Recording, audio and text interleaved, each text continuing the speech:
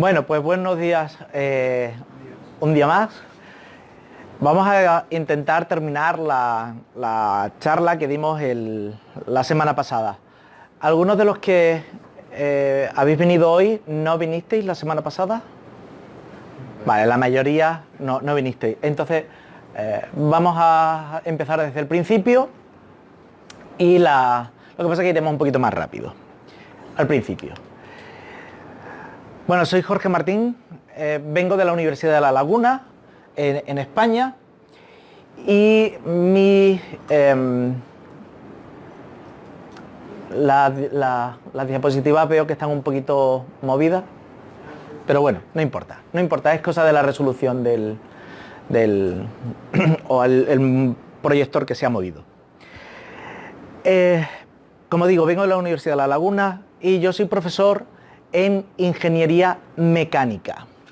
Mis asignaturas son proyectos, cómo hacer los proyectos de mecánica, tanto de máquinas, motores y también edificios, instalaciones, todo eso. Lo que tenemos que hacer para vivir de una forma cómoda. Pero otra cosa es a lo que me dedico a la hora de investigar, que son las tecnologías virtuales, todo lo que es realidad virtual y realidad aumentada. Esto es La Laguna, donde está ubicada la Universidad de La Laguna. Es una isla, la isla de Tenerife. Estamos en las Islas Canarias, a unos 3.000 kilómetros de la península de España. Somos 7 islas y Tenerife es una de las islas mayores, esta de acá. La Universidad de La Laguna está en el norte. Como podéis ver, es un sitio encantador, es el mejor sitio para vivir. Yo no soy de allá, pero por motivos de trabajo tuve que ir allí. Y cuando en mi empresa decidieron trasladarme, yo consideré que cambiaría de trabajo porque quería seguir viviendo en este lugar. Como podéis ver, es un sitio espectacular. La universidad no es tan grande como la Autónoma de Nuevo León, son unos 23.000 estudiantes, 1.800 profesores, hay unos 40 grados, lo que para ustedes son licenciaturas, allí se llaman grados, y 32 másteres. Los másteres es lo que para ustedes son las maestrías. Y hay 20 programas de doctorado. De hecho, hay un programa de doctorado muy interesante en ciencias de la computación. Hay que decir que uno de los másteres es el máster en desarrollo de videojuegos. Pero es un máster donde además soy profesor y está enfocado a estudiantes que han hecho la licenciatura de ciencias de sistemas o ciencias de la computación. No es para bellas artes o el dibujo, no. Está enfocado a todo lo que son ciencias de la computación aplicada al el mundo de los videojuegos. Videojuegos, realidad virtual, etcétera, etcétera. ¿Vale? Entonces, nuestros estudiantes de máster no tienen que dibujar, sino es más centrado en computación. Bueno, y mi objetivo siempre ha sido desarrollar, en la investigación, desarrollar aplicaciones o desarrollar métodos para mejorar la enseñanza, que los estudiantes de la universidad o de ingeniería pues les guste estudiar, les guste venir a la universidad a aprender. Entonces siempre mi objetivo ha sido que el alumno venga a aprender y no a aprobar, sino que venga a pasarlo bien. ¿Y cómo lo he conseguido? ¿Cómo lo intento conseguir? Pues haciendo aplicaciones de realidad virtual, realidad aumentada, para que ellos pues se impliquen en el estudio y demás. Bueno, Antes de empezar con la plática del videojuegos, os voy a contar por qué he llegado yo aquí, por qué he llegado yo a dedicarme a temas de realidad virtual. Si yo realmente soy de ingeniería, de hacer máquinas, motores y esas cosas. Bueno, pues les voy a presentar un vídeo en el que vamos a hablar de el Big Picture de realidad aumentada, que realmente es a lo que yo me he estado dedicando desde aproximadamente el año 2007-2008. Sabemos lo que es realidad aumentada, ¿verdad? Bien, pues en el año 2007 no era algo que se conociera. Además, era algo que se estaba empezando no a desarrollar, pero sí a investigar en cómo mejorarlo. Porque todo se trata de visión por ordenador. Capturar con una cámara un gráfico y que lo identifique. Bien, pues vamos a ver un poco cómo ha evolucionado todo esto y un poco de lo que he sido partícipe en estos años. Es un vídeo y lo voy a ir comentando.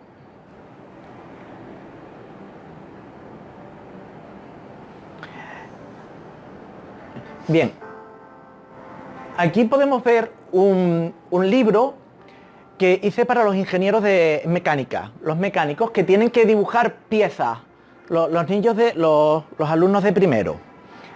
Entonces, había un libro que la cámara captaba la imagen y podían visualizar en 3D una pieza y por tanto podían dibujarla.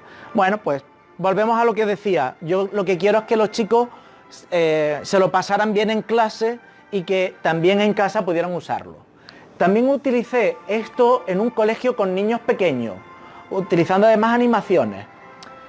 Eran marcadores pasivos, no se interactuaba con ellos, simplemente era enseñárselo a la cámara y identificaba el patrón y a ese patrón le habíamos asociado un objeto virtual. En este caso eran modelos. Avanzamos un poquito y cambiamos los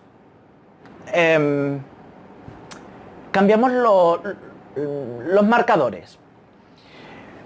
Los primeros marcadores tenían que ser cuadrados, blancos y negros, porque el algoritmo era muy sencillo, tenía que reconocer esquinas muy bien definidas. Si reconocía las esquinas, entonces me podía mostrar el objeto virtual que tenía asociado. Si el patrón blanco y negro era muy complicado, no reconocía, no lo identificaba bien. Avanzamos un poquitito y desarrollamos un algoritmo que pudiera, ya no basado en marcas blancas y negras, sino que ya eran dibujos y podíamos interactuar con ellos. ¿Cómo se interactuaba? Tapándolos. La cámara me está leyendo todo este papel y en función de la marca que tapo, el objeto virtual hace una cosa u otra. Ya empezaba a tener un poquito de interacción y hemos dado un poco de avance a el algoritmo de blancos y negros. Pero vimos que podíamos hacer una interacción entre marcas, que las marcas no fueran independientes unas de otras. Entonces el algoritmo, en este caso, me leía una marca por un lado y me identificaba la marca que estaba en el libro y me identificaba un objeto. Pero ese objeto se visualiza en otra marca que era la genérica. De forma que en el libro cada marca era un objeto, pero ese objeto se visualizaba en una marca genérica. Dimos más pasos y podíamos ver que las marcas, ya que se podían relacionar unas con otras, pues podíamos además tocarlas y moverlas, interactuar con ellas. De manera que algunas marcas lo que hacíamos era que las podíamos mover el objeto que tenía asociado. Si se dan cuenta, este cubo que tenemos aquí con 6 marcas es como si fuera el mando que a día de hoy conocéis del HTC o de el Motion Capture o de la Wii, que pueden mover objetos virtuales. Bueno, pues, ¿cómo lo hacíamos? Haciendo que las marcas se relacionaran unas con otras. Diciéndole a la marca, esta marca sirve para escalar.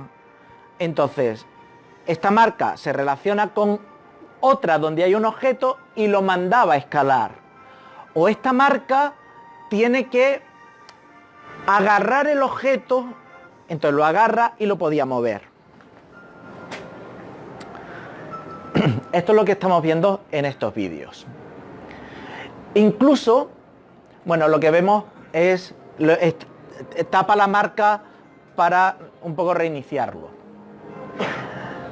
Esto es un guiño para decirles que también hacemos cosas que nos entretienen, y el equipo de trabajo, los investigadores que trabajan conmigo son mucho más mayores que yo. Ellos son ancianos, yo soy el joven. Bueno, son unos chicos muy agradables, se trabaja muy bien con ellos, y bueno, pues de vez en cuando hacemos cositas para, como aquí, felicitar la Navidad. Bueno, volvemos con el tema de la interacción con las marcas. Aquí un grupo de Castilla y León, está en España, en la península, pues pueden interactuar objetos virtuales con objetos virtuales, pero añadiéndoles parámetros físicos, fuerza, gravedad, velocidad. En función de los parámetros, los objetos se pueden comportar como en la realidad. Es un pasito más y un pasito bastante interesante, como pueden ver aquí. En este caso, la tela tiene un efecto de un viento, por eso hay aquí otro elemento en el que se le ha indicado en qué dirección viene el viento, y por eso la tela se mueve de una forma determinada. Y evidentemente interactúa con el resto de equipos. Nos vamos acercando, estamos ya en el año 2014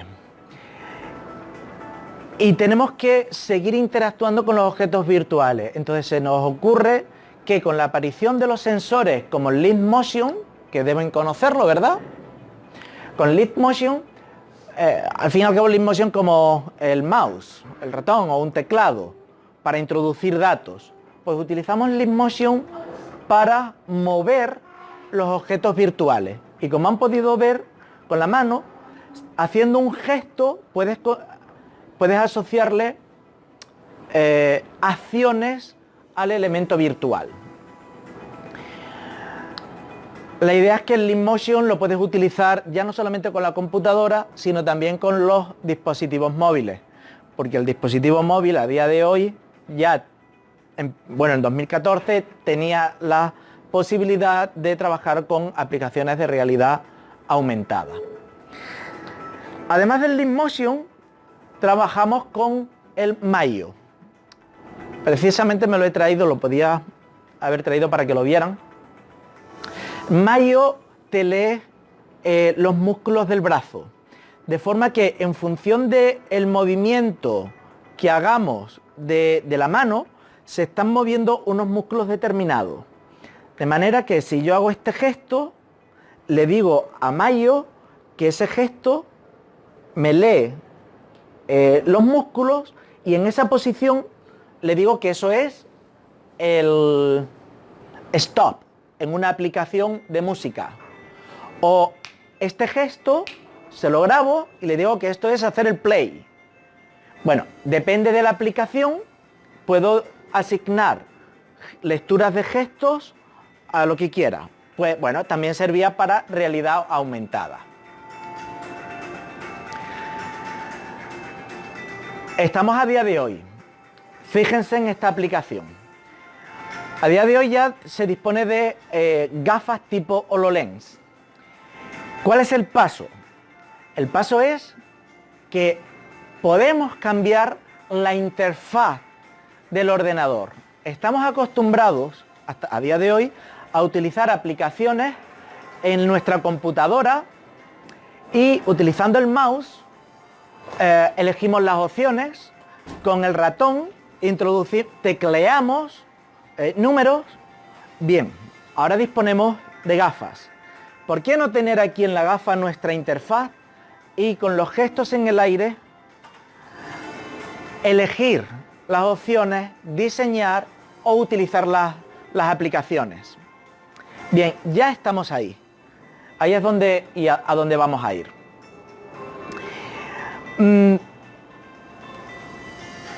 Realmente podemos hacer esto porque las gafas están provistas ya del sensor.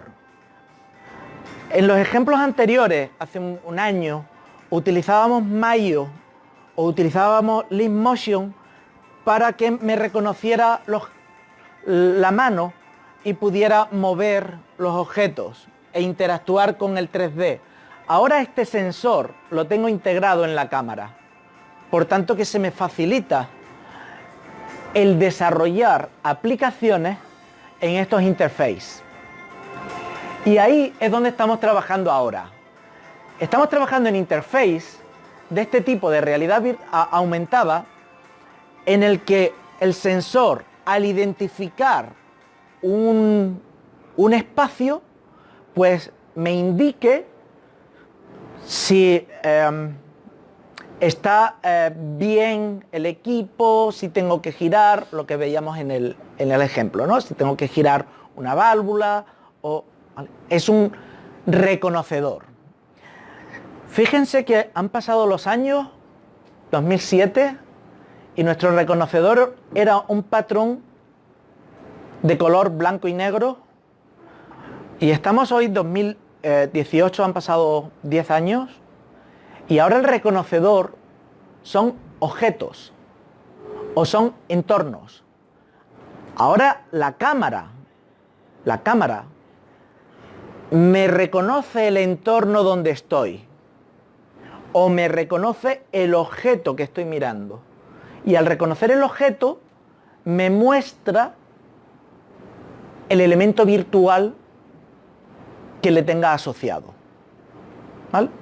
Si es en un entorno, lo que me puede es incorporar el objeto virtual en una coordenada determinada, en una coordenada XZ o en una coordenada GPS determinada. No necesariamente tiene que ser un patrón. Bien, a día de hoy, un poco lo que comenté el otro día, lo que estamos desarrollando en un proyecto de investigación es crear crear programas informáticos de ingeniería, pero con un interface de realidad aumentada. En lugar de que el ingeniero esté frente a la computadora dibujando una instalación, introduciendo los datos y dándole al botón de calcular, para calcular la instalación eléctrica o calcular el sistema de climatización, en lugar que lo haga con la computadora, que lo haga con la gafa, ya sea de realidad virtual o sea de aumentada. Entonces este ejemplo que tengo aquí es una instalación de contraincendio. Los rociadores serían estos puntitos y el círculo indica cuando el rociador suelta agua, pues el área que abarca. ¿Sabéis a lo que me refiero? Bien, pues el ingeniero en la computadora lo que hace es dibujar en este parking, porque esto es un parking, donde tienen que ir los rociadores, y cuando lo tiene dibujado, botón de calcular, y sale la dimensión de la tubería, de qué diámetro tiene que ser, o si necesita en alguna zona algún rociador más. Así es como un poco, de una forma muy básica, trabajaría el ingeniero. Bien, pues le estamos proponiendo al ingeniero que en lugar de dibujar y calcular de esta forma, pues que se ponga la gafa, aparece un menú y a este edificio ya creado le vamos a hacer la instalación contra incendios. De forma que puedo ver mi menú, voy a elegir extintores y en mi dedo tengo un extintor y lo voy a colocar aquí y lo voy a colocar aquí. Voy a elegir detectores de humo y voy a colocar un detector aquí. Salgo fuera y voy colocando detectores, voy colocando tuberías, elijo la opción tubería y dibujo la tubería por donde la quiero. Y me puedo recorrer todo el edificio dibujando. Y eso es posible porque la gafa me reconoce el entorno, me hace un barrido, un mapeo del entorno y por tanto puedo ir dibujando. Cuando termino de dibujar, le digo calcula, lo tengo en calcular, entonces puedo ver en verde, porque se me convierte en verde si los elementos están correctos o con un aviso rojo, con un aspa, diciéndome que ahí hay algo que está mal dimensionado o algo que has colocado mal. Bien, eso por ahí es por donde estamos trabajando ahora. Como pueden ver, además de hacerlo con realidad aumentada, lo hacemos con realidad virtual. La idea es que se pongan la gafa tipo HoloLens o ya están saliendo muchas gafas de ese tipo. Como no estáis en el mundillo, a lo mejor, pero os diré que para el año que viene, 2 años como mucho, ya empiezan a estar a unos precios muy asequibles. Dentro de, espero no equivocarme, pero dentro de 3 años, 4 años, muchos de ustedes van a tener unas gafas de ese tipo. Porque estamos en un momento, eso es de otra plática, estamos en un momento en el que hay muchísima inversión por las grandes compañías para desarrollar gafas a bajo coste y para que lleguen a todo el mundo. En 3 años se espera que, igual que los smartphones, ya todos tenemos smartphones, en 3 años esto se empezará a popularizar y para el 2025 todos vamos a tener unas gafas más grandes, más pequeñas, mejores, peores, pero tendremos.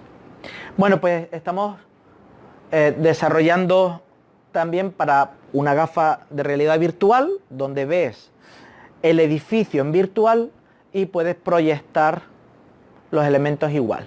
Lo único que no te tienes que mover por el edificio real, sino que en este caso el edificio no hace falta que esté construido. El arquitecto lo habrá diseñado, lo tendremos dibujado en 3D, pero nosotros podemos hacerle las instalaciones. ¿Vale? Son las dos modalidades. Con aumentada, pues para hacer instalaciones o hacer mejoras en las instalaciones que hay, y en el edificio que no existe, pues para proyectar de nuevas. Y pasamos. Entonces ya me conocéis un poquito. Bueno, todo esto además diseñándolo desde el punto de vista del UX, User Experience, y es que, como ustedes saben, que son diseñadores de software, hay que diseñar para el usuario, y hay que diseñar para que sea cómodo, mínimo número de clic, menús que sean simples, fáciles de seguir, etcétera, etcétera. ¿Vale? Bien, y este es el grupo de investigación en el que trabajamos y esa es nuestra página web. Y empezamos con videojuegos. Hoy no me voy a quitar la camisa. La traigo, pero hoy no me la quito. El porqué de videojuegos, ya sabéis el porqué estoy en una maestría, en un máster de videojuegos. Y es porque mi trayectoria más investigadora tiene que ver con el tema de lo virtual. Yo no soy de ciencia de la computación, entonces yo de programar muy poquito, ¿vale? Me puedo defender, pero no mucho.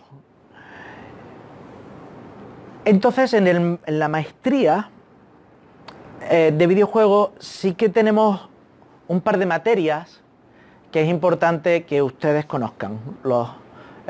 Hablo de ustedes porque todos sois de computación, ¿verdad? Sí.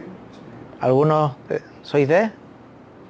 Bueno, soy licenciado en diseño gráfico, pero también estoy estudiando aquí mecatrónica.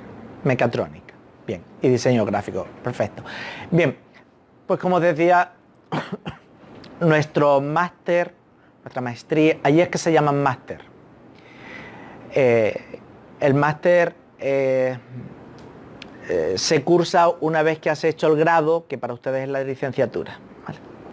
Bueno, pues el máster es el único máster que hay en España oficial. Eso significa que el máster oficial te da posibilidad a continuar con el doctorado. En España existen otros másteres que no son oficiales, son másteres, digamos, más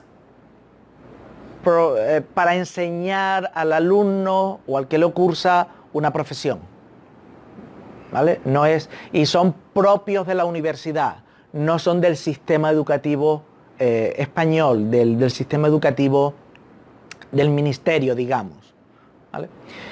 Entonces, hay otros másteres en otras universidades, no son muchos en toda España, pero son másteres buenos, ¿vale? Los contenidos son buenos, las personas lo cursan, pero el título que obtienen es un título, pues, simplemente, pues, una certificación de que tú sabes hacer eso, pero el máster no te da opción a continuar estudios oficiales. Como quiera que sea, es que hago un poquito de publicidad porque es el único que es oficial. De hecho, cuando lo terminas, puedes continuar con el programa de doctorado. Bien. En este máster, que está enfocado a ciencias de la computación, evidentemente el máster se llama Desarrollo en Videojuegos. Nos podemos encontrar por ahí otros másteres que se llamen Diseño y Desarrollo en Videojuegos, porque el máster puede tener dos intensificaciones o dos especialidades, la de diseñar y la de computación. El nuestro solamente es de computación, pero es necesario que el alumno sepa algo del tema gráfico, que sepa del diseño del videojuego. Y ahí es donde entro yo. En el diseño. El diseño no es el dibujar solamente. El diseño es cuál es el tipo de jugador, cómo se juega, cuáles son las mecánicas de juego, cómo se debe comportar el personaje. Es, digamos, toda esa parte, esa atmósfera, es la atmósfera que se crea en el videojuego, para que el videojuego sea una experiencia. No es el dibujar, no es el arte, sino es el cómo se crea la atmósfera para que el videojuego tenga éxito. Entonces ahí es donde estoy yo, en el diseño del videojuego y en la parte de la producción. La producción sí que está ya más cercana con computación y tiene más que ver con el cómo se organizan los procesos de trabajo en el videojuego. Hay que coordinar a muchas personas que trabajan en esto. Están los diseñadores gráficos, están los de arte, están los de computación, hay muchos, y todos esos los tienes que coordinar en lo que se llama producción.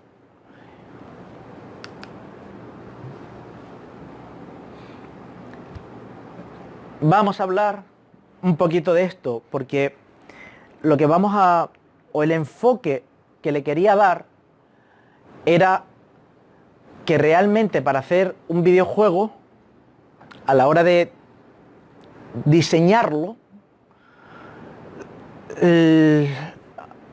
algunos videojuegos pues tienen que comportarse como si fuera la realidad.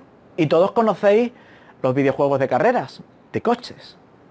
O conocéis aventuras gráficas de el tipo Lara Croft, o ir a un templo, o en una ciudad. Entonces, hay videojuegos en los que las escenas se tienen que comportar como si fueran reales. Entonces, si el escenario es una ciudad, pues que todo lo que se desenvuelve en la ciudad sea como real. Si es un edificio, pues que haya una escalera, que la escalera vaya a algún sitio, no que termine en una pared. Entonces ahí es donde entra la expresión gráfica, en el que algunos ingenieros, como los mecánicos, mecatrónicos, robótica, ¿quién sabe mejor que ellos cómo debe funcionar un motor? ¿O cómo tiene que ser el diseño de un coche? Es cierto que hay videojuegos que dibujar un coche es entrar en la creatividad, sobre todo si son videojuegos para niños pequeños, infantiles. Ahí no tienes que dibujar como la realidad, eso ya es otra temática. Pero si nos centramos en unos juegos en los que las experiencias deben ser como reales, ¿quién mejor que estos ingenieros van a saber dibujarlo? Entonces aquí es donde le quiero dar un toque de atención a que están surgiendo nuevos yacimientos de empleo, hay nuevas posibilidades para los ingenieros mecánicos, mecatrónicos, electrónicos, químicos, etcétera, etcétera, que se pueden dedicar a trabajos de este tipo. Bien, entonces si nos centramos en arquitectos, a día de hoy los arquitectos tienen que dibujar en software como si el edificio fuera real. No sé si os suena la metodología BIM, Building Information Modeling. Y es que hay que modelar toda la información del edificio. Hay que dibujar en 3D como si el edificio fuera real, con todas las instalaciones, con todo. El programa, a la vez que vas dibujando, te va calculando. De forma que al final tienes el edificio como si fuera real. Bien, pues, a día de hoy ya los arquitectos saben dibujar en 3D. Y esos 3D puede ocurrir, como la imagen que vemos en pantalla, que ya no sabemos si es real o no lo que estamos viendo. Porque los motores gráficos tipo Unity y Unreal tienen unas posibilidades muy potentes, de forma que la apariencia es como si fuera real. Esto es otro render que es virtual. Entonces esto podríamos decir que es que está muy cerca de utilizarlo en los videojuegos. Aquí creo que tengo un vídeo. Vamos a ver qué era.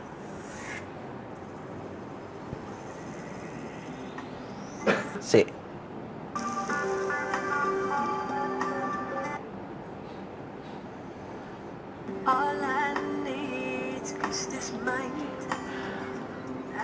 Aquí tenemos un ejemplo de un edificio renderizado. Estoy seguro que habéis visto de este tipo de cosas miles. No estoy enseñando nada nuevo, pero sí que aquí podemos ver una de las últimas tecnologías, uno de los últimos elementos o ejemplos que nos podemos encontrar. Y es que las bibliotecas de elementos es que son prácticamente reales. Fijaros el efecto del cristal, las sombras. Hemos avanzado muchísimo en todo esto.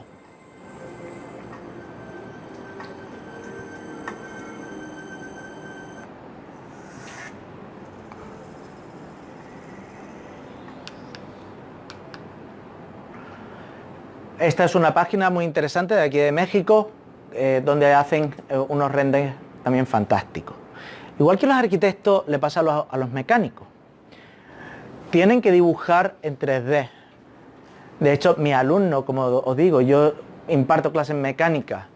Nosotros dibujamos directamente en 3D con el software, con SolidWorks, en nuestro caso. Pero hay otros programas, Inventor, CATIA, Pro Engineer.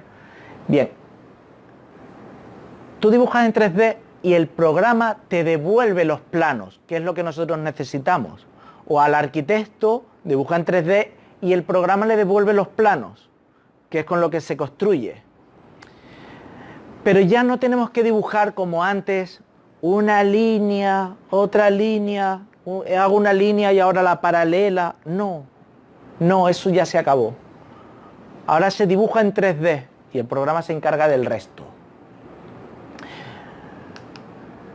Todo esto son imágenes, evidentemente, modelados 3D y renderizados.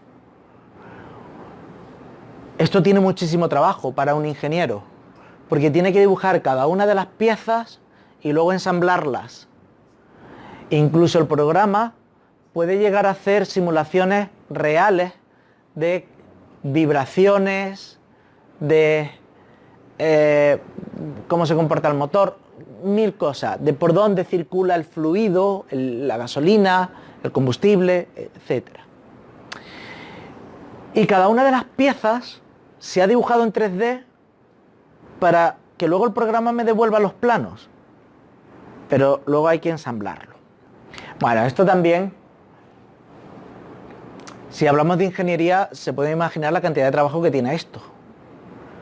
Esto no lo hace una persona, esto lo hace un equipo de 20, 30, muchas personas trabajando en un proyecto de estas características, se pueden imaginar. No recuerdo este vídeo que era, vamos a darle, debe ser muy rápido. Ah, bien, aquí vemos un robot y esto es una simulación, es virtual. Aquí tenemos la mecatrónica pura y dura, unos robots moviéndose, es una animación. ¿Cuán lejos está esto de un escenario de videojuego? Y esto lo hacen ingenieros.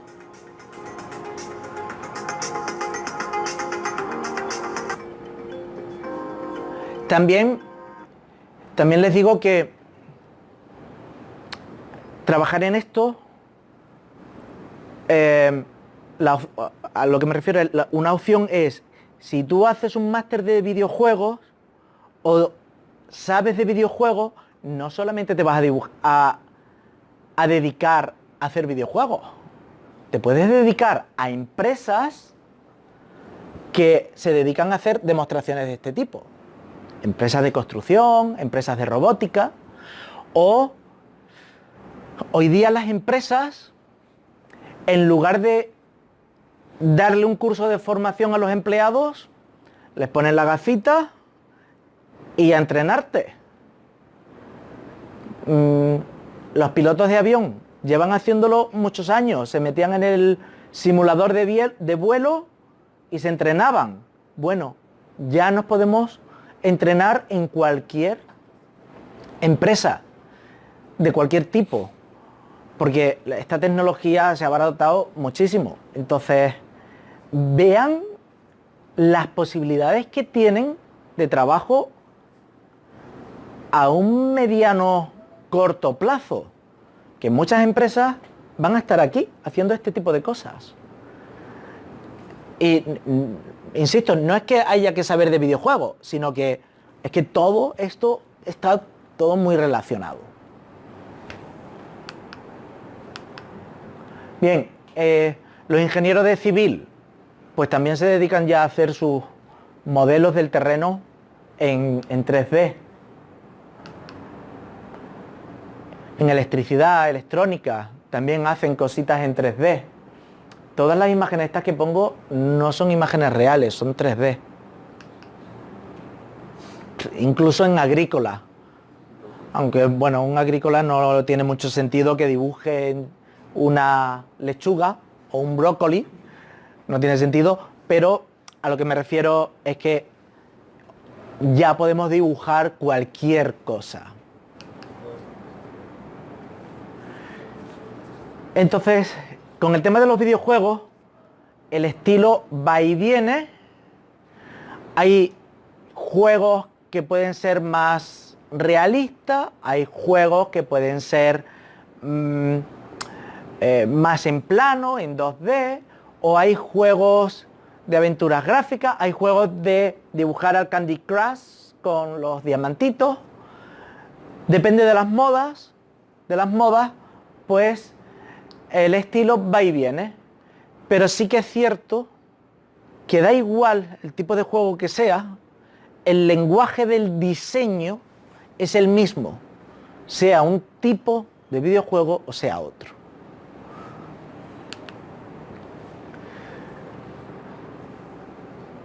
He hablado mucho de que los ingenieros utilizan esos programas para...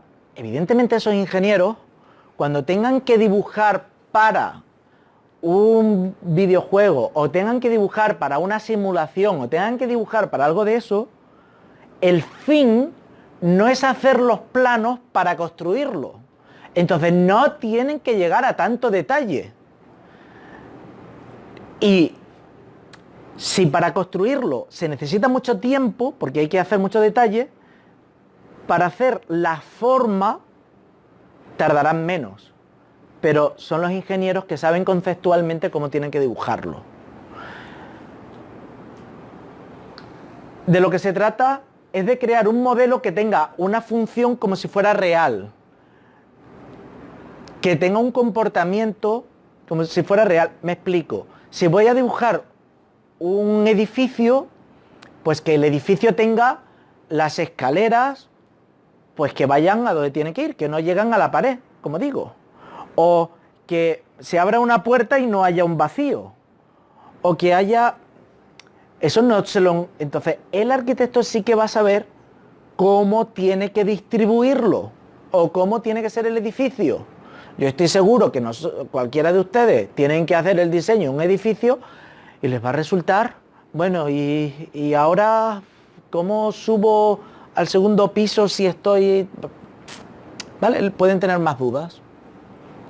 Pero ellos lo dibujarán sin tener en cuenta, pues, que tiene que tener una resistencia el hormigón, de que tiene que poner 2 pilares. Si tiene que eliminar un pilar, pues lo elimina, no le pasa nada, porque aquí no se le va a caer el edificio. ¿De acuerdo? Un poco esa es la idea. Y el software, evidentemente, es distinto. El software... Y si nos dedicamos a todo esto que estamos hablando, esto es lo que les tiene que sonar. Les tiene que sonar que los diseñadores trabajarán con Maya, con Blender. Blender diría ya que casi, pero bueno, con Maya, con Blender, con 3D Max. Bueno, para personajes quizás.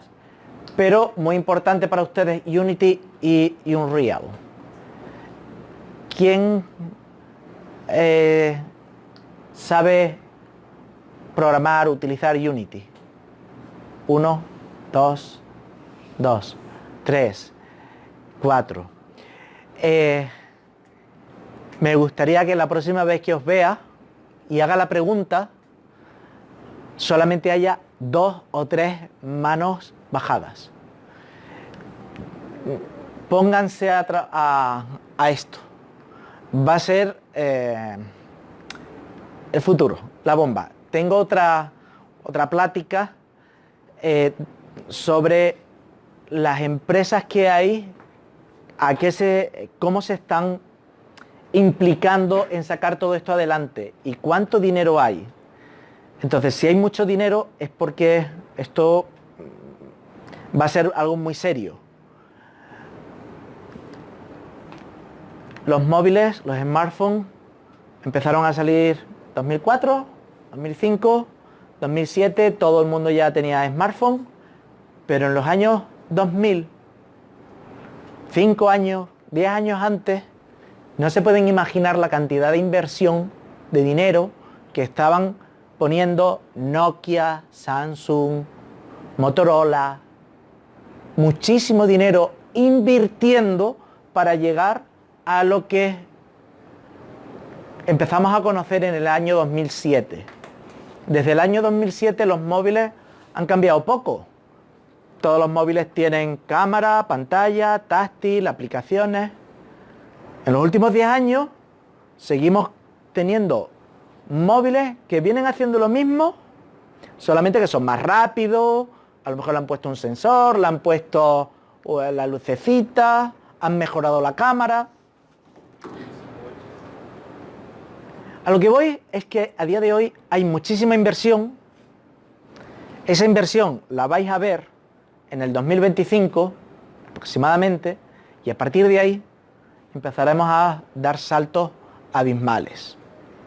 Entonces, háganme caso, trabajen por aquí, no es complicado y van a tener un futuro muy asegurado. Bueno, en el diseño de videojuegos me gustaría, si os aburro, cuando queráis lo dejamos. En el diseño de videojuegos vamos a hablar un poquito de estas 4 cosas, que es lo importante. Hay que tener en cuenta los escenarios. Como diseñador, lo que tenemos que conocer es qué es lo que quiere el jugador. De eso tengo otra plática. En función de lo que quiere el jugador, vamos a diseñar. Diseñamos un tipo de mecánicas de juego, un estilo de dibujo, etc. ¿Qué necesitamos? Lo primero es tener una narrativa. A diferencia de lo que podemos pensar cuando vamos a hacer un videojuego o algo de realidad virtual, es, no, vamos a dibujar ya el escenario, vamos a dibujar el personaje, vamos a empezar. No.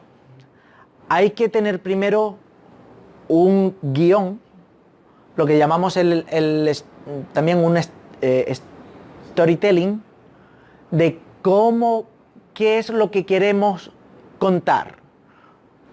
Lo que decía antes, cuál es la atmósfera del videojuego. Para eso tenemos que definir quién va a ser el personaje, quién va a ser el antagonista, quién va a ser el malo. En toda película está el bueno y el malo. En los videojuegos tenemos el bueno y luego tenemos las cosas malas que van ocurriendo o nos van poniendo obstáculos para que avancemos en el videojuego, para que salvemos los niveles o para... Tenemos que tener una trama, cuál es el conflicto, qué es lo que queremos salvar. Pues tenemos que conseguir monedas. Si consigo monedas puedo abrir, puedo comprar una llave.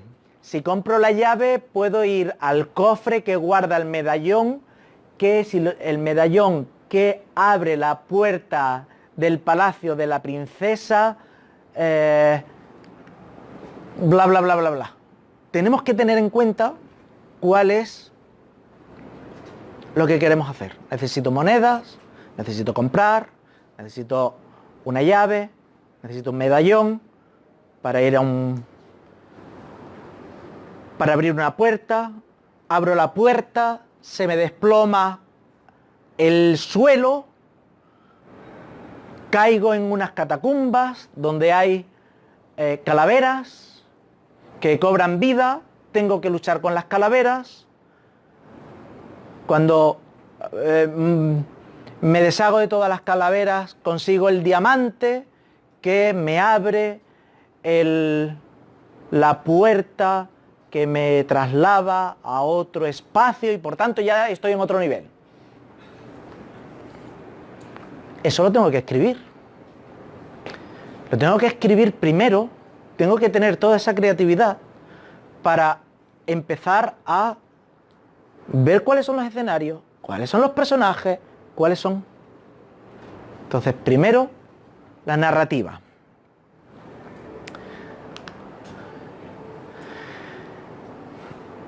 En esa narrativa tenemos que elegir cuál es el género de nuestro videojuego. El género puede ser una aventura gráfica. Las aventuras gráficas son en las que el personaje se va encontrando con otros personajes y el personaje le da información, tiene un diálogo. Mira, para conseguir el medallón tienes que buscar un camino de flores amarillas. Y sigues caminando y te encuentras el camino de flores azules. Pero allí hay otro personaje que te indica que si vas por ese camino es más corto, pero hay un antagonista que te va a hacer la vida imposible para llegar al camino amarillo. Entonces, el de aventura gráfica, te estás encontrando continuamente a personajes que te van dando instrucciones. Son entretenidos. Habéis jugado alguno de ellos, seguro. Los de rol cooperativo online pueden ser de combate, pueden ser de shooter, de disparos. Jugamos online, combatimos con otros. Con el de rol adquirimos el rol de un personaje determinado. En función del personaje que elija, pues puedes tener unas habilidades u otras. Pues si eres Superman, a lo mejor puedes volar. Si eres Batman, pues tendrás un coche muy bonito y que salta mucho. Por supuesto, los arcades, los conocemos. Los arcades son muy interesantes desde el punto de vista de mecánicas de juego, porque cuando tienes una aventura gráfica, en cada nivel puedes tener mecánicas de juego muy distintas. Lo que decía, en un nivel tienes que estar luchando o combatiendo con calaveras, y en otro nivel a lo mejor tienes que estar pensando con unas pistas que te han dado conseguir algo. Pero en los de arcade son quizás más limitados y tenemos que buscar mecánicas pues de hacer puzzles. Pero una mecánica, el 4 en raya o 4 colores iguales o que los colores estén de una forma distinta o todo eso, hay que pensar en formas de resolver puzzles, que hay veces parece ser que todo está inventado y no. Hablábamos de que tiene que tener una trama. Cuando hablamos de el storytelling, una trama donde hablábamos de todo esto. Cuando hablamos de la sorpresa, estamos hablando de que tenemos una historia, estamos jugando Y de pronto el personaje se da cuenta que él era el malo. Entonces el juego ha cambiado. Ha cambiado. A partir de ese momento, tú como jugador tienes que hacer cosas distintas a las que estabas haciendo porque has descubierto que tú eras el malo, que tú eras el asesino y no lo sabías. O te has dado cuenta que todo era un sueño y entonces ahora la realidad tienes que comportarte de otra forma. Entonces, este elemento en los videojuegos es muy interesante, dar la sorpresa.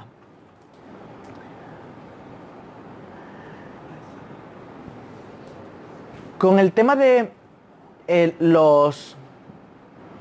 Creo que en la siguiente, sí. Aquí, para hablar de los personajes, voy a ir a la anterior. Para hablar de los personajes, les comentaré que no consiste en dibujar el personaje de la forma que sea atractiva, que tenga una indumentaria. No empezamos por ahí. Tenemos que empezar describiendo cuáles son las características del personaje. Si es un héroe atormentado porque ha sido desterrado de su país, o era un dios desterrado porque mató a su padre. Entonces hay que centrarse en cómo es, no físicamente, sino en la actitud del personaje. Si tú te centras en describirla, podrás llegar a saber, dentro de si es solitario, es audaz, pues en función de cómo sea, podrás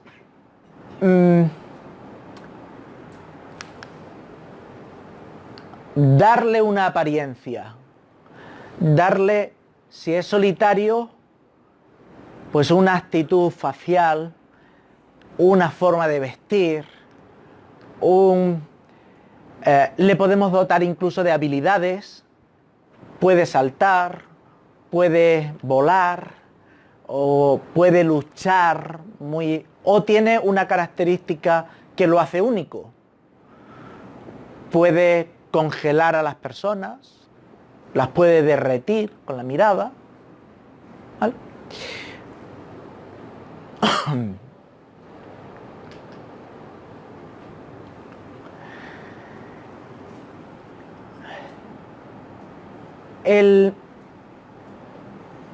La indumentaria y las armas que debe tener el personaje debe ser acorde con su carácter. Si hemos descrito un carácter determinado, no le podemos poner un arma que no va con él. Si hemos dicho que es violento, pues lo tenemos que dotar de metralletas, no le vamos a dotar de un abanico. De un abanico mágico que lo mueve si sale un huracán, pues no le pega, aunque sea un abanico de muchísima potencia. Pero si hemos dicho que es que le gusta pelear, pues a él no le vamos a poner eso, ¿vale?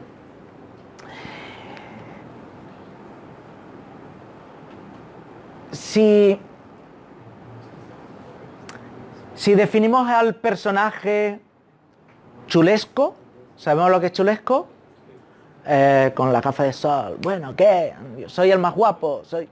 Bueno, lo podemos definir así. Lo podemos definir barrio bajero. Lo podemos definir que es un fresa. Depende cómo sea. Es interesante dotarle de una frase que lo haga único. Por ejemplo, no sé, güey, que aquí dicen ustedes. Pues que el personaje se refiere a decir sí, güey, un poco para pasar, ¿no? Entonces, que en la mecánica del juego, cuando diga sí, güey, pues suelte esa gracia o... La idea es que el jugador quiera hacer algo o quiera superar algo para que el personaje haga eso. Sí, güey. ¿Vale? ¿Quién decía aquello de sayonara, baby? Ustedes ya es que son muy jóvenes. Terminator. Teníamos al Terminator con sayonara, baby. O cosas así. ¿Eh? Aquí es hasta la vista, baby. Ah, hasta la vista. Ah. Bien. Cuando hablábamos de objetos también, creo que también lo comenté el otro día, que reconozcamos al personaje por algún objeto. Al Jack Sparrow, me decís el otro día, la cinta, el sombrero. Bueno, pues la idea es eso, que al personaje lo dotemos de una característica que nos lo haga único. Porque hay otra parte de todo esto, que el año pasado fue la charla que les di aquí, que es toda la parte del marketing en torno al videojuego. Tenemos que hacer que nuestros personajes o nuestro videojuego tenga algo característico y que lo identifiquen fuera. De forma que cuando vean al personaje sepan, ah, ya es Sparrow, ah, este es... ¿Por qué? Pues porque tiene el sombrero. A lo mejor ven a un pirata que no lo es, pero solamente por ver el sombrero o al ver el turbante le viene a la memoria a Jack Sparrow. Entonces, tenemos que conseguir que nuestro personaje, nuestro videojuego, tenga algo que le recuerde a las personas. Eso es una técnica para ganar dinero. Marketing, podemos hacer muñecos, podemos hacer pegatinas, podemos hacer 1000 cosas. Bien, además el protagonista, debe tener habilidades también que lo hagan único. Saltar, brincar, que sea capaz de hacer el efecto climatológico, que congele, que dispare, algo. Aquí hay un vídeo.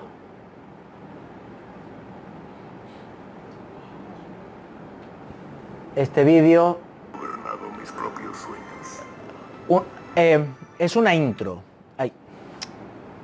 Es una intro. Todo vídeo debe tener una intro. Nací hace 87 años.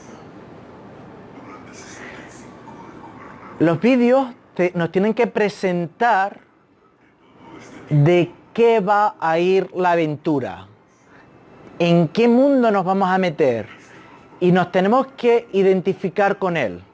Tenemos que tener una historia, que nos narre el cómo vamos a hacer, porque vamos a adoptar el rol del protagonista. Y esto también es muy importante en un videojuego.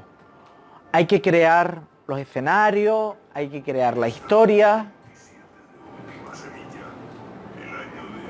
porque tenemos que dar las instrucciones de cuál es nuestra problemática y de qué va a ir el juego.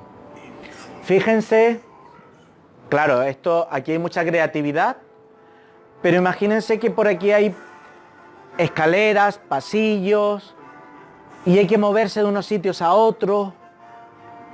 Pues quién mejor que un arquitecto que sepa cómo hacer un mejor diseño de todo esto. Va a tener mucha más creatividad que cualquiera de nosotros.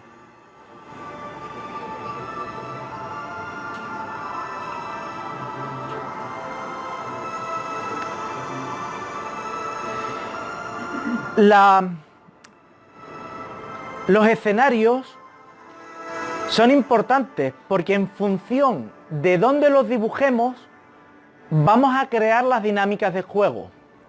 Imaginaros que hacemos un templo debajo del agua y habrá alguna escena o habrá algún nivel que lo queremos debajo del agua. ¿Pero por qué lo quiero debajo del agua? Pues porque quiero una mecánica de juego determinada. Quiero una dinámica de juego donde no haya gravedad, o donde tenga que luchar buceando, o donde no es lo mismo una lucha en un sitio que una lucha en otro, o no es lo mismo buscar en un sitio que buscar en otro. Entonces el escenario es importante para hacer la dinámica de juego. Fijaros que todo esto es muy amplio, muy grande. Hagamos el escenario en el Amazonas, hagamos el escenario en un edificio vacío, una nave industrial, hagamos el escenario en una planta de petróleo. Depende de dónde la hagas, la mecánica va a ser distinta. Y la jugabilidad, por otro lado, es fundamental que cuando diseñamos una mecánica de juego, un nivel, es importante que lo diseñemos de manera que el jugador no tarde más de 20 minutos en superarlo. Más de 20 minutos lleva al aburrimiento y lleva a dejar el videojuego.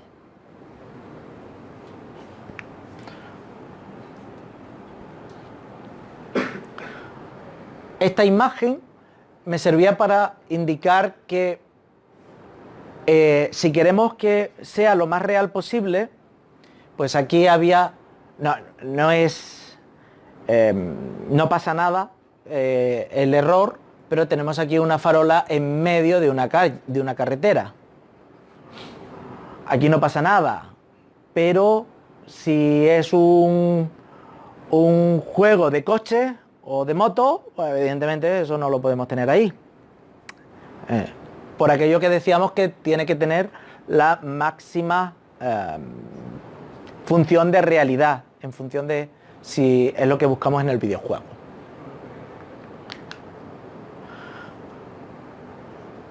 Si esto fuera un escenario para un videojuego, yo os empezaría a preguntar, venga, el escenario es un bar, ¿es también restaurante? Sí, también va a ser restaurante. ¿Qué vamos a poner de comer? ¿Hamburguesas? ¿Frijoles? ¿Qué ponemos? Vamos a hablar de qué tipo de escenario queremos y qué queremos que se desenvuelva ahí. Va a haber camarero, mesero que viene a la mesa. Hay camarera. Queremos... Ahora vamos, una vez que tenemos definido el escenario, ¿qué queremos que ocurra ahí? Queremos conseguir monedas para hacer cócteles. Queremos, si conseguimos objetos, podemos hacer que el mesero se suba a la barra y que baile. Queremos... Una pelea. Sí. Entonces, primero tenemos que hablar de todo lo que queremos. Y lo que queremos van a ser mecánicas de juego. Se tienen que traducir a mecánicas de juego. Una mecánica de juego es conseguir monedas para hacer cócteles. Otro es conseguir objetos para que alguien se suba a bailar. Otra es lo que sea. Fijaros que realmente esto es una imagen de un arquitecto, no es de un videojuego. pero podemos utilizarlo para crear un escenario. Esto es un escenario que viene de otra cosa. O sea, puede ser que estés en la ciudad, o sea, un videojuego, y dentro del videojuego esto es uno de los escenarios. Las armas, como decía, tienen que estar en consonancia con con el personaje. Cuando diseñamos armas, para que sea lo más realista posible, o apreciemos como jugadores y nos sintamos parte de la historia, tienen que tener un diseño lo más fiel al propósito. De forma que incluso los diseñadores se tendrán que documentar en historia cómo eran las espadas, en cómo eran los dibujos, y en función de la documentación que tomen, pues hacer los dibujos. Cuando ustedes van al cine a ver El Señor de los Anillos, ustedes vieron esas espadas, vieron esos gnomos, los hobbits, los orcos, vieron todo eso, y era agradable de ver porque es muy realista. Me formo parte de aquello. Si hubieran sido unos orcos horrorosos, vamos, de juguete, entonces no me gusta la película, no me gusta. En cambio, ¿cuántos de ustedes han visto El Señor de los Anillos más de una vez? O Star Wars. Más de una vez. Entonces, si queremos ese efecto, necesitamos que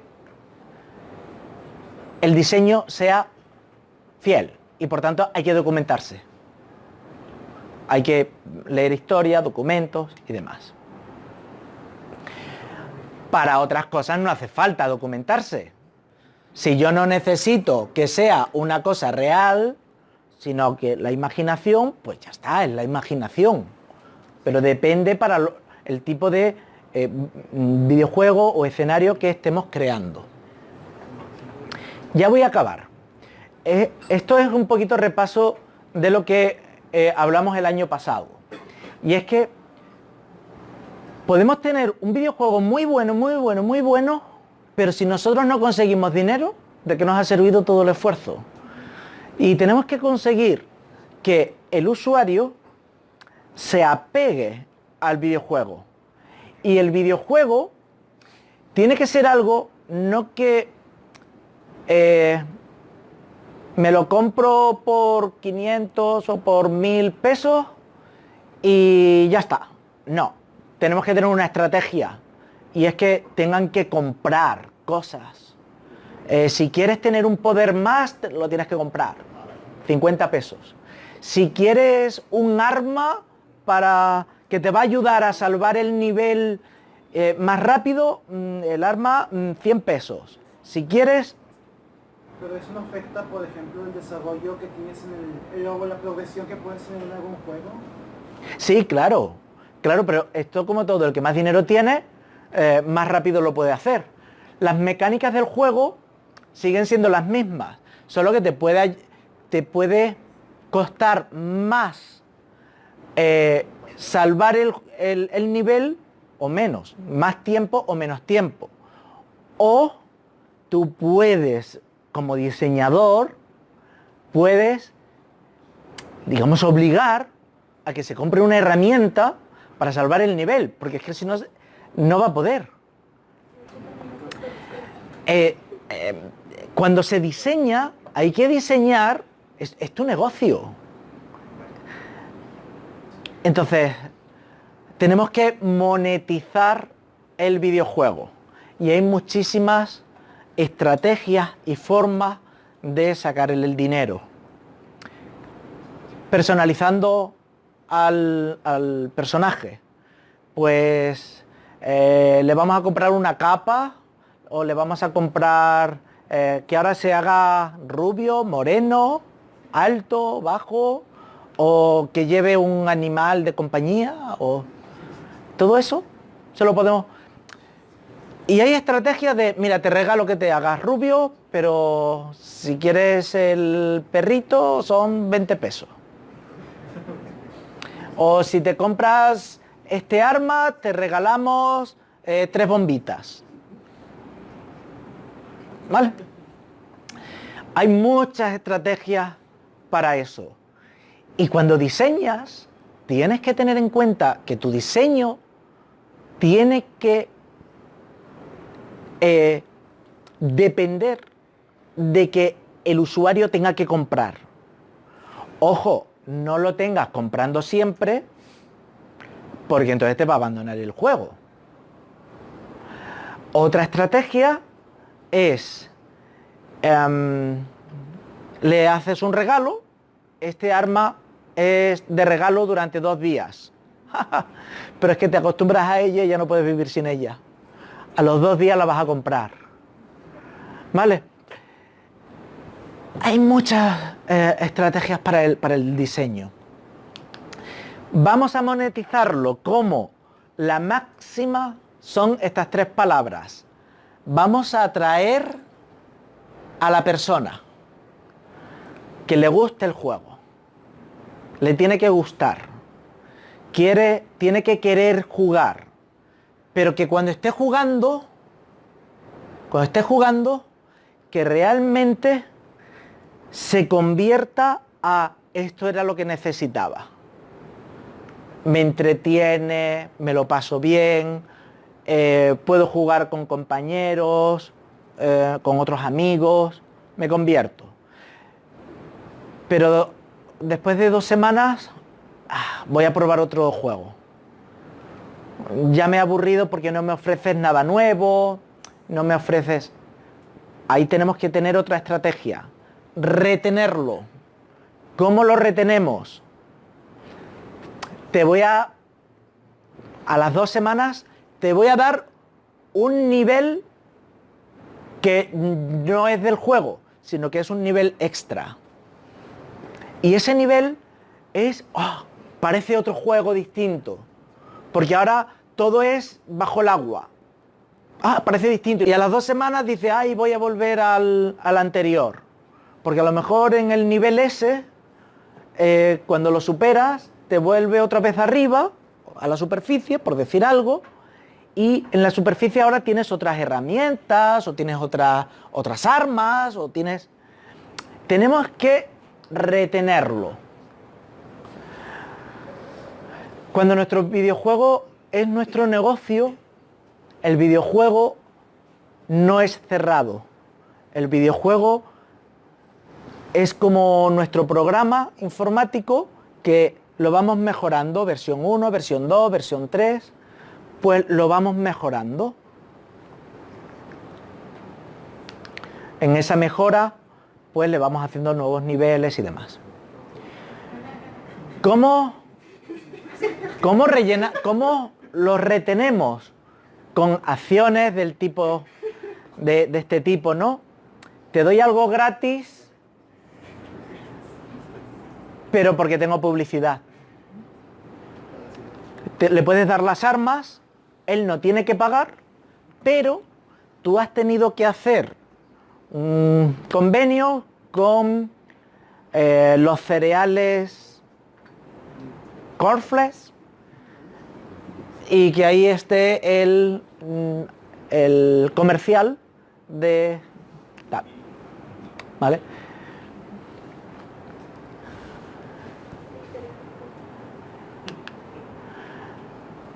Le podemos dar cosas gratis con micropagos que decíamos antes, de, mira, si compras este arma muy barata, 20 pesos, pero te doy las 3 bombitas que decía antes. Gratis más micropagos. O te compras saltos. Ahora lo que se compra es una habilidad que pueda saltar. Bueno, pues la pagas, pero además te regalo vida extra. Te voy a regalar 3 vidas. También podemos hacer que un tercero, un amigo, nuestro padre, mamá, el papá, el hermano, que nos compre vidas de algún sistema para que te llegue, o amigos que juegan a lo mismo que tú, pues le pides una vida. Tú tienes muchas vidas, pásame 2. O cómprame, o págame, o... Muchas estrategias, todo un mundo. Podemos eliminar una restricción, y es que podemos diseñar, no con cosas de, no, y cada vez puedes tener más cosas, no. Puede ser que el videojuego haga algo, pero no lo tienes activo. Si quieres que se active, paga. Lo que comentaba, personalizarlo con indumentaria o algo, que paguen por ello. Y luego está un tipo de videojuego basado en el Core Loop. ¿Sabemos lo que es? Seguro que sí, en cuanto ponga la siguiente. Estos videojuegos en los que vamos a comprar un terreno, ahora vamos a sembrar, vamos a recoger la cosecha. Bien, sembrar te cuesta dinero. Recoges y vendes. Entonces ahora tienes dinero. Si tienes dinero puedes comprar un arma, un instrumento o algo para producir más rápido o para comprar más terreno. Si consigues una cosecha de más de X, te regalo el diamante. Con el diamante puedes comprar más terreno. La idea está siempre en regalar algo. Si regalas, hay adherencia al juego, porque a todos nos gustan conseguir cosas gratis. Entonces, este sistema, el Core Loop, es muy interesante porque cuanto más produzca de lo que sea, más grande se puede hacer. Eso sí, no solamente producir una cosa, sino con lo que produces voy a crear casas. Voy a crear la ciudad, necesito hospitales, o necesito mercados, necesito... Cuanto más va creciendo la ciudad, que es en lo que se basa este juego,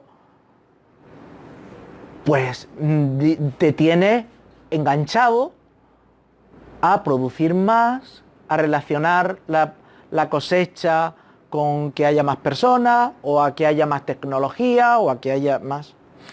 ¿Vale? Por tanto, esa es la máxima de un diseñador que realmente quiere vivir del videojuego. Atraer, convertir y retener. Este es el modelo para vivir de videojuegos. Muchas personas son... No, yo soy etéreo. No, yo voy a hacer un videojuego para que la gente pueda jugar y no sé qué, ¿no? Y lo dejo libre, porque quiero el reconocimiento de que es que yo hice el videojuego. Tú comes todos los días. Tú comes todos los días, entonces hay que vivir de esto. Bueno, inteligencia artificial, seguramente lo estudiáis, el Machine Learning. El videojuego también se tiene que comportar o tiene que aprender de sí mismo para que se pueda comportar en función de las distintas posibilidades que el jugador o el comportamiento que el jugador está teniendo dentro del videojuego, que el videojuego te lleve por un sitio determinado. ¿Vale? Entonces, la inteligencia artificial hace una simulación de comportamiento de los personajes, de forma que se trabaja con redes neuronales artificiales, y es un sistema que va a permitir imitar las capacidades que podría tener el personaje en un entorno real. Bueno, y ya termino con esto. Me gusta ponerlo porque esto es otra plática que tengo sobre videojuegos. Hay quien dice que los videojuegos son malos porque son adictivos, porque son bla bla bla, que hace a los... Habrá de todo, habrá de todo. Yo lo que sí digo es que hay que saber utilizar las herramientas, eso por un lado. Y por otro lado, hay quien dice que los videojuegos son cultura sí o no. Lo vienen a equiparar a lo mismo que el cine. El cine es un arte. La pintura, el dibujo es un arte. Los videojuegos es un arte. Pues hay quien dice que sí, hay quien dice que no. Los videojuegos son cultura. Quien dice que sí, quien dice que no. En cuanto a cultura, yo diría que lo puedes utilizar para cultura porque pueden enseñar mucho. De hecho, aquí en México hay muchas aventuras gráficas sobre poblados, cómo era en la época de los indios. No voy a comentar mucho porque no me lo más que puedo hacer es meter la pata. Pero hay muchos videojuegos que recrean la vida en el pasado y las historias de los pueblos indígenas. Si esto es arte, aquí tenemos a Velázquez. ¿Qué creen ustedes? Velázquez del 1400, 1500. ¿Qué creen que pensaría Velázquez de los Picasso? Pensaría que no son arte, estoy seguro. En España, en el año 2009, hicieron una ley en el que se equiparaba que los videojuegos entraban en la categoría de industria cultural. Los videojuegos son cultura, al igual que el cine. Y hacer videojuegos están subvencionados al igual que lo está el cine. El cine y la música, por supuesto. Si el arte urbano, hablamos de arte urbano, ¿qué es esto? Bueno, precisamente este del Mario Bros, esto es un artista muy reconocido y muy importante. No recuerdo el nombre, pero esta pared, allá donde pinta este hombre, la pared se vuelve millonaria. De hecho, algunos, cuando este hombre ha pintado, ha vendido la pared. Le han cortado la pared y se la han llevado a un museo. Entonces, si todo eso es arte, ¿ustedes no dirían que esto es arte? Yo, para mí, sí es arte. Es un arte digital. Esta diapositiva me gusta porque el arte ha cambiado a lo largo de la historia y estamos en un momento también de cambio. Si los libros, tú lees algo de alguien que ha escrito en tercera persona, estás en un plano, digamos que, bueno, lo ha dicho otro, pero lo estás leyendo, eres parte, estás consumiendo esa cultura. Cuando vamos al cine, estamos interactuando en una segunda persona. Vemos a alguien, yo lo veo, ya no me lo cuentan o no lo leo, sino que me lo están contando. En los videojuegos, eres el personaje de la historia y tú, en primera persona, puedes vivir la historia y aprender la historia. De forma que hay una transición, más que una transición, hay una evolución en la forma de consumir la cultura. O la consumimos leyéndola, la consumimos que no la enseñan, o la consumimos siendo parte de ella. Una imagen de un videojuego en el que tú puedes ser partícipe de qué ocurrió en el terremoto de San Francisco o qué ocurrió, aprendes. ¿Cuántas artes intervienen en un videojuego? Pues, a pesar de que algunos digan que no es un arte, yo diría que hay que dibujar en 3D, es un arte. Hay que hacer animación, moverlos de una forma suave, la ilustración, diseño de interfaces, composición musical, hay que componer la música, los efectos de sonido, la narrativa, hay que contar una historia. Entonces, ¿cuántas cosas hay en un videojuego? Realmente para mí es un reto, ya no solamente técnico, es un reto artístico enorme. Estos son algunos de los videojuegos que he encontrado aquí en México, que son aventuras gráficas en las que cuentan historias de pueblos indígenas y demás. No son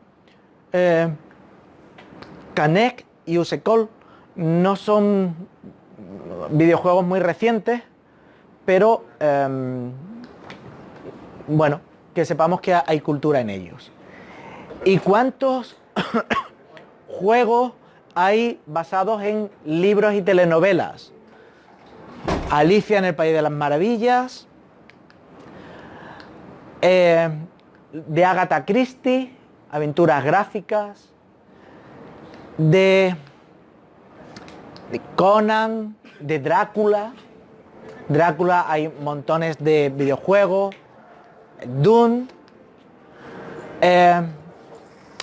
de el LA, Los Ángeles, el videojuego de Los Ángeles. Bueno, todo esto son novelas y todas estas novelas tienen versiones de juegos. El Mago de Oz, El Señor de los Anillos, El Misterio de la Momia, de Sherlock Holmes. Bueno, hay muchísimos. No voy a poner este vídeo, que ya nos hemos alargado mucho. Este es nuestro máster de allá, de la Universidad de La Laguna. En nuestro máster, como decía, no hay que diseñar, no hay que dibujar como tal. Se utilizan las herramientas básicas, los motores. Utilizamos de forma que haya que dibujar de una forma muy automática, los ingenieros informáticos de computadoras, pero sí que trabajamos, yo en mi parte, mucho el tema del diseño, de cómo tienen que ser las mecánicas del juego, cómo tienen que ser los niveles y cómo deben ser los escenarios. Los escenarios, los personajes, la narrativa, todo eso es lo que yo trabajo. En el resto del máster se trabaja para que toda la infraestructura tecnológica del videojuego no dé ningún tipo de problema al jugador. Que no haya saltos, que haya servidores, etcétera, etcétera. Bueno, pues llevamos muy poquito tiempo, no estamos nerviosos ni nada, los alumnos no se están quejando de momento, pero vamos, esperemos que sigamos así, que nada se nos complique, que todo vaya bien y no tengamos problemas. Termino diciéndoles que piensen en grande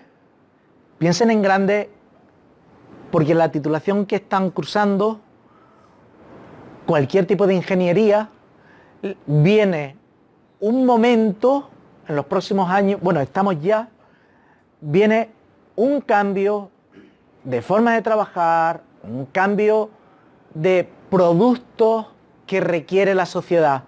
Si hace 10 años no necesitábamos tanto los móviles, a día de hoy no podemos faltar de él. Y en un móvil hay miles de aplicaciones, miles de cosas que compramos a través de él. Pues esto es lo que viene ahora con videojuegos. Y evidentemente los smartphones es una de las plataformas donde más se va a consumir este tipo de tecnología. Piensen en grande, no se queden con lo pequeñito, porque es muy grande las posibilidades que se abren para ustedes en el futuro. Pásenlo bien.